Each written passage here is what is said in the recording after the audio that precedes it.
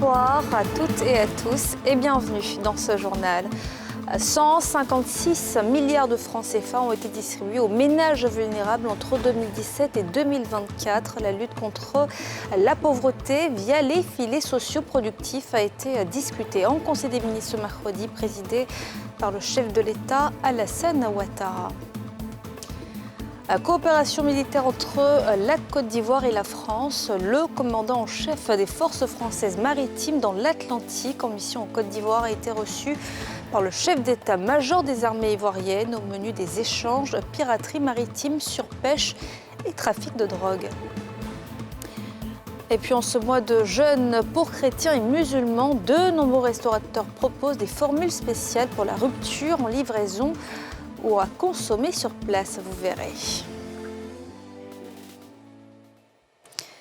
Le président de la République a présidé un conseil des ministres ce mercredi. Parmi les nombreux sujets débattus, la lutte contre la pauvreté via les filets socioproductifs avec un bilan de 156 milliards de francs CFA distribués aux ménages vulnérables entre 2017 et 2024. Pierre Dipomella.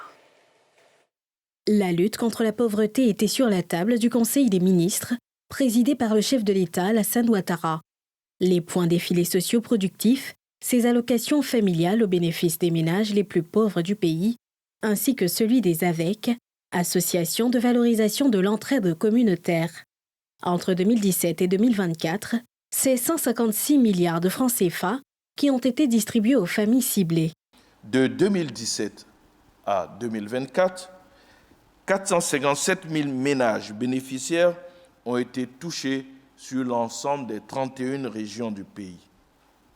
En 2024, les ménages actifs qui continuent de recevoir les transferts monétaires sont au nombre de 230 000 après la sortie progressive de 227 000 ménages au terme de leurs 3 années de bénéfices. Le coût global des transferts redistribués aux ménages bénéficiaires de 2017 à décembre 2024 s'élève à 156 milliards de francs CFA. Ce montant inclut 141,3 milliards de francs CFA en transferts directs et 14,6 milliards de francs CFA comme subvention de sortie aux ménages. 5 200 AVEC ont été créés et ont pu mobiliser et redistribuer un montant de 2,7 milliards de francs CFA pour la réalisation d'activités génératrices de revenus suite à 26 499 séances de formation réalisées pour la mise en place des AVEC et pour la création des activités génératrices de revenus entre 2018 et 2024. Conçus pour soutenir les ménages les plus vulnérables, ciblés, parmi les plus pauvres, les filets sociaux productifs consistent à soutenir les familles cibles par l'octroi de 36 000 francs CFA chaque trimestre pendant 3 ans et un encadrement sur les principes de base de la gestion familiale et la création d'activités génératrices de revenus. L'opération a permis de toucher 457 000 ménages sur l'ensemble du territoire national.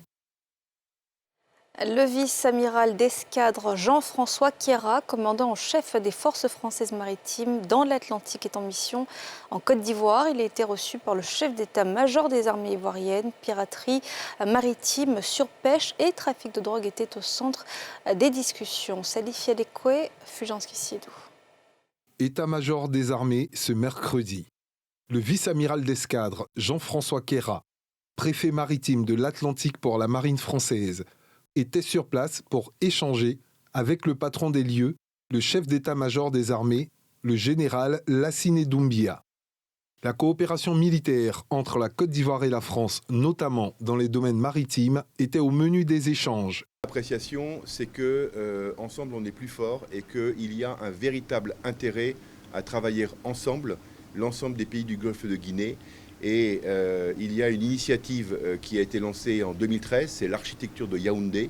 Et nous sommes partenaires, la France est partenaire de cette initiative qui est conduite aujourd'hui avec le CIC, la CEDEAO, la CEAC, avec des formations, des exercices, des entraînements. Et c'est bien pour permettre collectivement de faire face à tous ces difficultés que l'on trouve en mer, la piraterie, la surpêche, qui est complémentaire de la pêche INN, ou des différents trafics, en particulier le trafic de drogue. Et donc c'est un travail que nous faisons en multilatéral, en particulier avec l'architecture de Yaoundé, mais aussi l'Union européenne, aussi également avec l'ONU, et en bilatéral, dans le cadre de relations anciennes et récemment d'ailleurs renouvelées, mais qui sont de toute première qualité. Le préfet maritime est le représentant de l'État français en mer. Le vice-amiral d'escadre, Jean-François Queyrat, occupe ce poste depuis le 1er août 2023.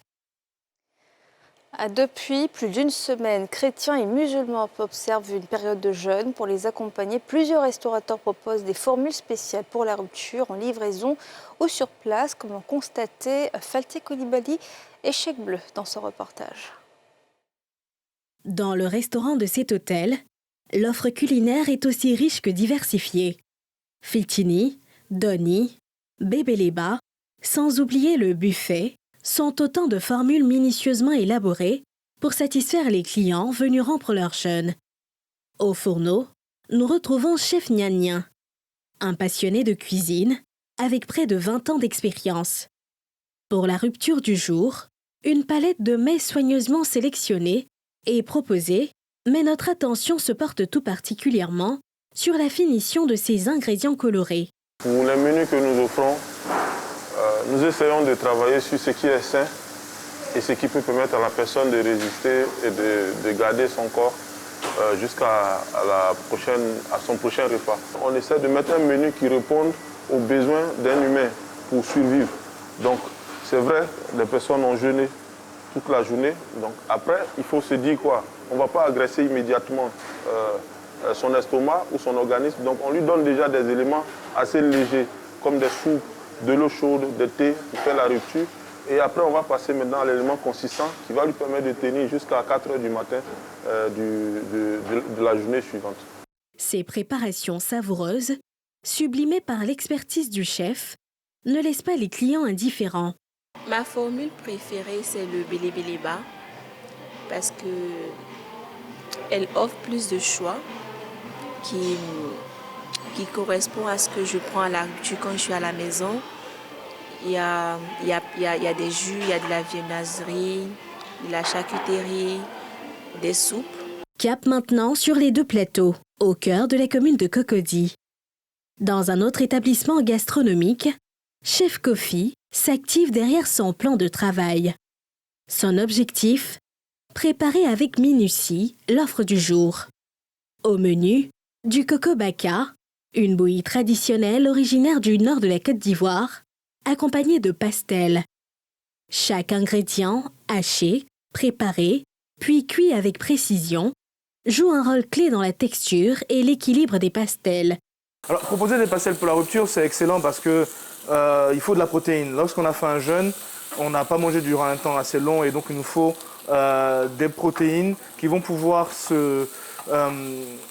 arriver à l'organisme le plus vite possible. Et le blanc de volaille, la volaille et particulièrement le blanc, est une protéine qui est excellente parce que justement elle va passer rapidement au niveau du sang et au niveau de l'organisme. Et résultat, on va le sentir en termes d'apport énergétique assez rapidement. Il y a un côté où lorsque le client aime, il ferme les yeux et puis il ne sait pas trop comment l'exprimer. C'est-à-dire que ça, tu sens que la personne est en train de plonger dans ses souvenirs. Et comme je disais tantôt, on a tous des souvenirs de pastels délicieuses. Et donc, ouais, souvent, lorsqu'ils goûtent mes pastels, c'est à ça qu'ils pensent, quoi. Nous voici maintenant à Williamsville, dans la commune d'Adjamé. Ici, point de restaurant, ni d'hôtel luxueux, mais une cuisine chaleureuse où s'affaire Zahara. Pâtissière de formation, dans la vente en ligne de repas, avec une spécialité bien particulière, les box garnis de produits prêts à la consommation. En cette période de carême et de jeûne, ces créations culinaires rencontrent un franc succès. Bon, nos box, je les propose moi-même. Mais je dis aux clients aussi, s'ils ont un besoin particulier, qu'ils me le disent. pour que je puisse leur confectionner ce qu'ils désirent. Minimum, nous pouvons vendre 10 box par jour. C'est vrai que ça marchait avant, mais avec le temps de carême, musulmans et chrétiens, ça sort beaucoup plus. Nous n'avons même pas de temps de repos. Nous couchons tard, lever tôt pour pouvoir livrer vite nos clients, pour qu'ils puissent avoir leur repas avant la rupture. Que ce soit autour d'une table de restaurant ou d'un repas préparé à domicile, la rupture du jeûne reste un moment de partage et de convivialité. Entre tradition et modernité, ces mets soigneusement préparés apportent réconfort et énergie après une journée de privation. Chaque bouchée rappelle que le carême et le jeûne ne sont pas seulement des périodes de sacrifice, mais aussi des instants de communion où la nourriture devient un lien entre foi et culture. En cette période aussi de vie chère, des consommateurs ont alerté la brigade de contrôle rapide du ministère du Commerce sur des commerçants ne respectant pas le plafonnement de certaines denrées. Résultat, plusieurs articles dans des boutiques ont été saisis, comme me le montre Pierre Dipomélin dans ce reportage. Des alertes anonymes, mais aussi des plaintes des consommateurs, ont été à la base de cette descente inopinée dans les boutiques, accusés de ne pas respecter les prix homologués. Après une enquête, place au constat des équipes du ministère du Commerce. Les faits allégués sont vérifiés ici dans cette boutique, à Cocody. Il nous a fait savoir que lui, il a acheté ses produits chers chez des grossistes. Mais quand on regarde le prix auquel il a fait ses achats, les prix étaient corrects. Par contre, c'est lui qui a augmenté les prix. Il recevra une convocation plus une amende. Après Cocody, la brigade de contrôle s'est rendue à Koumassi. Encore une fois, les accusations des plaignants n'étaient pas de simples allégations. Fraude sur les prix. Nous lui avons donné une amende. Il devra venir à nos locaux, répondre déjà à la convocation et s'acquitter de l'amende. Ensuite, ces produits lui seront restitués. Les consommateurs sont invités à dénoncer les commerçants véreux. Nous tenons à dire aux consommateurs en général, mais surtout à nos frères musulmans et chrétiens qui observent la période du jeûne, que nous sommes à l'œuvre. Nous attendons que nous soyons saisis pour pouvoir défendre leur pouvoir d'achat sur le terrain. Et c'est la raison qui fait que moi-même je suis présent aujourd'hui pour accompagner les équipes et puis suivre. La brigade de contrôle rapide est une structure de répression mise en place le 10 octobre 2022 par le ministre du Commerce et de l'Industrie. En cette période de jeûne musulmans et chrétiens, les équipes sont mobilisées pour que les prix des denrées de grande consommation soient respectés.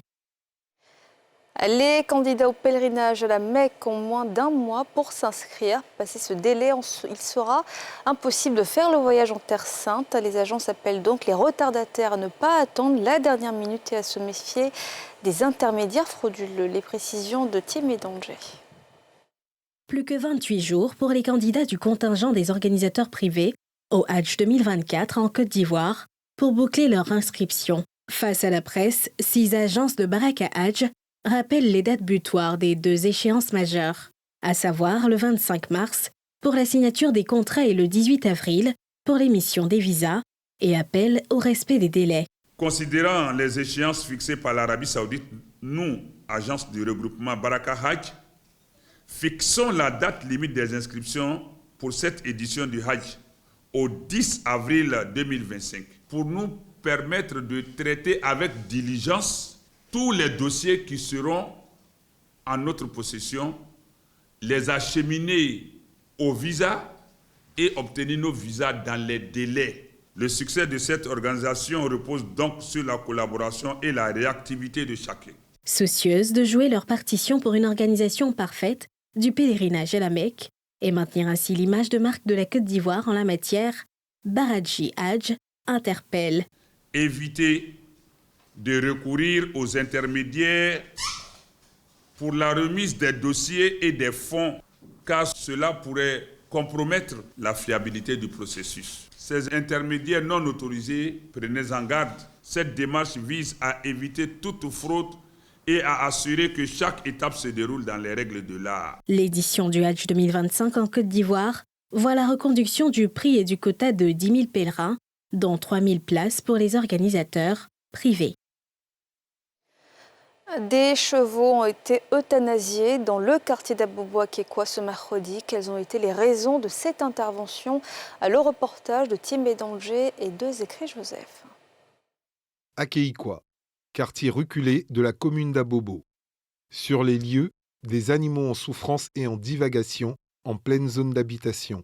Ce, au désarroi des riverains apeurés et indignés. Ce matin-là même, moi j'étais encore couché quand l'enfant me dit « Ah, tonton, les chevaux là qui sont venus sont en train de se battre, ils ont failli casser même l'hangar de la tante. » Il dit « Ah, c'est comme ça on vit ici, donc on fait avec. » Il faut que ça s'arrête. Il faut que quand même au moins les gens puissent parquer les animaux. Nos enfants sont en danger quelque part. Même nous-mêmes. Quand je parle, la fois dernière, je venais comme ça, il y a un bœuf rouge qui me suivait, il vient, quand je vais, il vient. Moi, je vais aller depuis finalement, j'ai fait demi-tour parce que j'étais habillé en rouge. Bien, à un certain moment, on a vu les voisins à côté là, ceux qui envoyaient ces animaux là. Bon, on devrait bien les faire manger la brousse ici. Bon, depuis, ça fait quelques temps maintenant, on a vu qu'ils commençaient à tomber malades. Bon, qui a eu les pieds cassés, nous-mêmes, ça nous gênait même. On parlait de ça entre nous ici, tout ça là, bon. C'est à partir d'aujourd'hui, là, quand vous êtes arrivés là, maintenant, c'est vrai qu'elle est devenue comme ça même. Et quand ils sont entrés pour le faire dans la culture, nous sommes étonnés même. Bon, vraiment, nous-mêmes, ça nous fait peur. On ne sait pas si c'est contagieux, ça peut toucher la population ou autre, machin, bon, c'est ça qui nous fait peur, quoi. Entre nous comme ça, là, les animaux comme ça, là, vraiment, bon, on ne voit pas leur utilité ici, quoi. À leur secours se mobilise le service compétent du ministère en charge des ressources animales, venu retirer de leur quotidien 2 chevaux en état de maltraitance et de souffrance aggravée. Au terme du diagnostic vétérinaire, 2 animaux victimes de maltraitance sont euthanasiés. Sur le terrain pour superviser la manœuvre, le chef des opérations fait des précisions. Ces chevaux avaient des plaies, des nodules. Ces chevaux n'arrivaient plus à s'alimenter. Il y avait même un cheval qui avait une grosse fracture, qui n'arrivait pas à se déplacer. Or, un cheval à 3 pieds n'est plus un cheval, il est déjà dans un état de souffrance qu'il faut alléger. Cap maintenant sur la zone d'enfouissement des animaux soulagés à Biabou, site où le coordonnateur du projet du bien-être animal interpelle. Il est interdit de mettre nos animaux dans un état où ils n'arrivent pas à manger, où ils souffrent, où on les maltraite. En tout cas, tout ça, c'est interdit. Il y a même des sanctions. Je peux déjà profiter de ce canal-là pour dire que les auteurs de ces cas de maltraitance-là vont subir la rigueur de la loi. Prévue par le code pénal ivoirien, et également qui sont prévus par le code de santé publique vétérinaire ivoirien. Le 3e cheval visé a été épargné suite au diagnostic vétérinaire le concernant. Et les efforts contre le braconnage se poursuivent en Côte d'Ivoire. Dans la nuit du 9 au 10 mars, 2 braconniers ont été arrêtés dans la réserve du Inzi River Lodge, une zone protégée de 41 000 hectares située à 30 km de Boaké, à Moussani Kema. 2 braconniers ont été interpellés dans la réserve du Inzi River Lodge, une réserve de faune et de flore d'une superficie de 41 000 hectares, située à Brobo, à 30 km de Boaké. Ils ont été pris avec des fusils de chasse, des munitions, des machettes et du gibier séché. Ces 2 individus en étaient à leur 3e forfait. Ils ont porté des coups, ils ont séquestré et volé du matériel au sein de la réserve. Non seulement ils nous attaquent nos personnes, parce qu'ils viennent, ils tirent en l'air et nous appellent à l'affrontement. Et en plus de cela, ils pratiquent du braconnage intensif. Donc ils tuent toutes sortes de gibier. Céphalophes, là en l'occurrence, ils viennent de tuer un céphalophe à dos noirs, qui est une espèce rare. Ils ont tiré aussi sur un buffle. Donc nous avons en ce moment dans la réserve un buffle blessé. Mais nous sommes entraînés. Nous sommes entraînés par les équipes nous sommes appuyés aussi par l'OIPR, l'Office des parcs et des réserves. Et donc du coup, nous les avons encerclés avec aussi une équipe à nous que nous avons aussi de d'oiseaux avec lesquels nous travaillons. Des espèces rares telles que les buffles et le céphalophe à dos noir, protégés, sont constamment tués par des braconniers. Louis Frédéric a rassuré l'opinion sur la situation sécuritaire dans ce parc, tout en invitant les autorités locales à davantage s'impliquer. Nous-mêmes, nous avons pris les choses en main, en compagnie de l'OIPR, l'Office des parcs et des réserves, qui vraiment joue un rôle extraordinaire dans notre lutte contre le braconnage et la préservation de la faune et de la flore, ici dans cette région en tout cas. Mais on aimerait que les autorités locales propres à notre région là-bas, au niveau de la sous-préfecture de Mamini, au niveau de la gendarmerie de Brobo, qui fassent leur travail, qu'ils fassent leur travail, qu'ils protègent l'Ivoirien, qu'ils protègent le contribuable, qu'ils nous sécurisent. Pour rappel, la chasse est interdite en Côte d'Ivoire sur toute l'étendue du territoire depuis 1974 par arrêté numéro 3 SEPN CAB du 20 février 1974 portant fermeture de la chasse. À l'étranger, la médiation angolaise a annoncé de prochaines négociations entre Kinshasa et le groupe armé M23, une annonce qui fait suite à la visite du président Félix Tshisekedi à Luanda. Jusqu'ici, Kinshasa refusait tout dialogue avec ce mouvement qui contrôle de larges territoires dans l'est de la RDC. Le récit de Pierre Dipomula. La partie angolaise, en tant que médiateur dans le conflit qui affecte l'est de la République démocratique du Congo, prendra des contacts avec le M23 pour un dialogue direct à Luanda dans les prochains jours, en vue de négocier une paix définitive, selon le communiqué de la présidence angolaise, publié à l'issue d'une rencontre entre le président angolais João Lourenço, médiateur désigné de l'Union africaine dans ce conflit, et son homologue de la RDC Félix Tshisekedi, qui jusque-là refusait de discuter avec le M23. Le M23, soutenu par quelques 4000 soldats rwandais selon les experts de l'ONU, a repris les armes en 2021 dans l'est de la RDC et a depuis pris le contrôle de vastes portions de territoire dans la province du Nord Kivu et du Sud Kivu, frontalière du Rwanda. Il s'est emparé fin janvier de Goma, puis mi-février de Bukavu, les chefs-lieux des deux provinces. Et voilà, c'est la fin de ce journal. Merci de l'avoir suivi. Retrouvez demain à 19h50 Alassane Rabo. Bonne soirée à toutes et à tous.